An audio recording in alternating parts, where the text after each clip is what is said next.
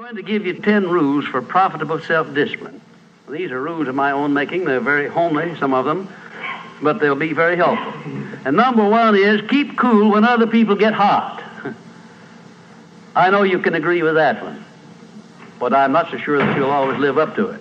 We're inclined, all of us, to get hot when the other fellow gets hot. Say angry things when the other fellow starts saying angry things. I was in the home of the president of a big electric power company one evening when there came a storm, and he called up one of his head men to go out to take care of an emergency that happened as a result of that storm. It was on Sunday evening. The man was gone about 2 hours, and when he came back, he came up on the front porch of the home of this man and called him out on the porch, and I never heard a man get such a tongue lashing in all my life as this president of the electric power company gets. Says, you blankety blank blank, you think because you're the president of the company, blankety blank blank, and I'm just as good as you are, blankety blank blank. Oh, it was terrific. I only heard one side of the conversation because there was only one side of it. One man was doing all the talking, and one man was doing all the listening. And after this had been going on for fully 3 minutes, the other man ran out of wind and had nothing more to say. He was mad, you see, because they'd called him out on this stormy night. I heard the president close the door, and he came back, and he just smiled and said, why, the man was a little bit hot, wasn't he? That's all he said. A little bit hot, wasn't he? I expected any moment to hear fists begin to fly out there. But you see, there was a man who had risen to great heights of achievement financially, and he had done it by self-discipline in every respect. And he didn't propose to allow a workman who had been temporarily unbalanced by his anger to throw him off balance and make him stoop to that level. He just didn't propose to have that done.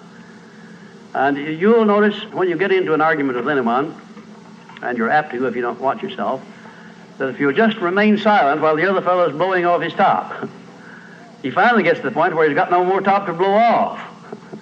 Then if you want to get in a few words of your own, that's a mighty good place to do it.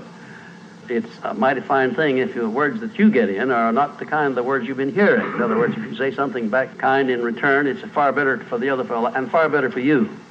It shows you to be the bigger of the two persons. Now, anybody can get mad and blow his top because of what somebody does or says, and that's happening all the time. But the truly big man, the man who is in charge of himself, he doesn't allow anybody to draw him down to that level of a street brawl or of an argument in harsh words unless he wants to do it. And if he's truly a big man, he doesn't want to do it. Number two, remember there are 3 sides to all arguments. We ordinarily think there are 2 sides to all arguments, but they're not. They're 3. There's your side, there's the other fellow's side, and then there's the right side, which is usually about in the middle of the 2 viewpoints. Remember that when you get into an argument with the other fellow. Don't assume that he's always at fault. Maybe you're partly at fault too. Maybe neither one is totally at fault. The chances are, in all of the arguments I've ever heard, both parties were partly to blame in one way or another. I have never heard an argument where one party entirely was to blame, although I suspect there are such arguments at times. Number 3, never give directives to a subordinate when you're angry. If the matter is urgent, then cool off quickly. Number 4, treat all people as nearly as possible as if they were rich relatives from whom you expected to be remembered in their will. Now that's a good one. That's a honey. That is a honey. If you just do that, treat all people as if they were rich relatives from whom you expected to inherit something at their death. And you can do that. You know, if you had a rich relative that had $1 million he was going to leave to you, or you suspected he was going to, it wouldn't make very much difference what he said or did. He would never throw you off balance. You'd never talk back to him, would you? Of course you wouldn't. You'd be quite silly if you did. Keeping quiet for $1 million seems to me to be a very easy price to pay.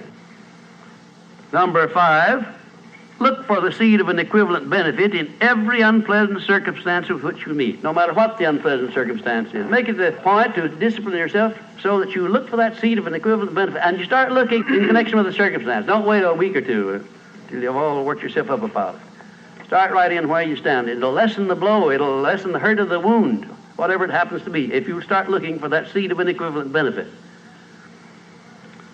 And number 6, learn the almost forgotten art of asking questions and then listening to the answers instead of getting the other fellow told off. It gives you an awful lot of satisfaction when you're angry to get the other fellow told, doesn't it? And the temptation is very great to do that. I know, because I've been there many times. Don't do it. Be bigger than that. Listen to what the other fellow has to say, and then when somebody makes a statement that you're not sure about, learn to ask this one question. It's one of the most important questions in life. It'll serve more purposes than any other short question that I can think of. When somebody makes a statement that you're not sure about, or that you doubt, or that you question, ask a 4-word question. How do you know? And then wait for an answer and see him squirm. Oftentimes there is no answer. People make wild statements that they can't back up. And instead of getting into an argument and making an incident out of the matter and getting yourself worked up into an argument, let the other fellow stew in his own fat by putting him over the barrel. But that question, how do you know? I had a clergyman in my class once who was very, well, I just don't know exactly how to describe him. He was a fanatic, you might say, on the subject of religion. And he was sure that he knew exactly what was going to happen to me after death. He said so in no uncertain terms, not in the class, but in a private conversation. And he raved and ranted for quite a little while about it. And when he got through, I said, how do you know, parson? And that really put him over the barrel. He said, that's the way I feel about it. That's my faith. I said, well, now, having belief and faith is one thing, but having evidence is something else again. How do you know what's going to happen to me after I die? I don't know, and I doubt that you do. How do you know? Well, he never did give me a satisfactory answer. There are a lot of questions that come up in life in connection with which, if you'll ask that one thing, how do you know, you'll find that the other fellow will be off balance, and you don't need to make an incident out of what he says. You don't need to get mad at what he says. 7, never say or do anything which may influence another person without first asking yourself this question: will it benefit him or hurt him? And if it will hurt him, don't do it. Don't say anything or do anything that would hurt another person under any circumstances, no matter how much he may deserve it. Exercise self-discipline. Don't do that, because if you hurt another man, you're going to hurt yourself 10 times as much at least, because that hurt will come back on you. I don't care who you are nor what circumstances you're working under or living under. If you hurt another person, you will be hurt 10 times as much. And if the hurt doesn't come immediately, the rate of interest on that is compound interest on compound interest, and it'll be 100 times as great if you wait long enough. Because everything that you do to or for another person, you do to or for yourself. There is no escape from that. That's just as much a law as the law of gravitation, which everyone understands. You know that if you stepped over the top of this building, no matter what your mind was or what your belief happened to be, if you stepped over the top of this building and violated the law of gravitation, that you'd hit the ground and you'd die in a very few seconds. And this law, which brings you back that which you send out, is just as inevitable, just as inexorable as the law of gravitation or any other of nature's laws. Number 8, learn the difference between friendly analysis and unfriendly criticism. Then decide which you wish to live by in your relations with others. Now, friendly analysis is one thing and is welcomed by most sensible people. I don't object to friendly analysis of anything that I do, even though it's very unfavorable. If it's friendly analysis, I like it, because I can improve by it. But if it's unfriendly criticism, very obviously unfriendly criticism, and not analysis, well, then I resent it. I wouldn't be human if I didn't. How can I tell whether it's friendly analysis or unfriendly criticism? How would you go about telling? A lot of ways you can tell. You can tell by your relationship to the person who's making it, whether it's friendly or unfriendly to begin with. If it's an enemy, obviously I discount it right off the bat, because you almost know it's going to be unfriendly criticism. I can tell also by the tone of voice in which he does it, by the manner in which he does it.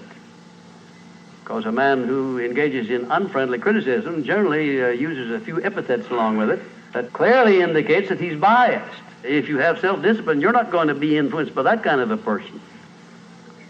And number 9, remember that a good leader in any calling is one who can take orders as cheerfully as he gives them. And number 10, last but not least, remember that tolerance in human relations is just as important as tolerance in the operation of mechanics.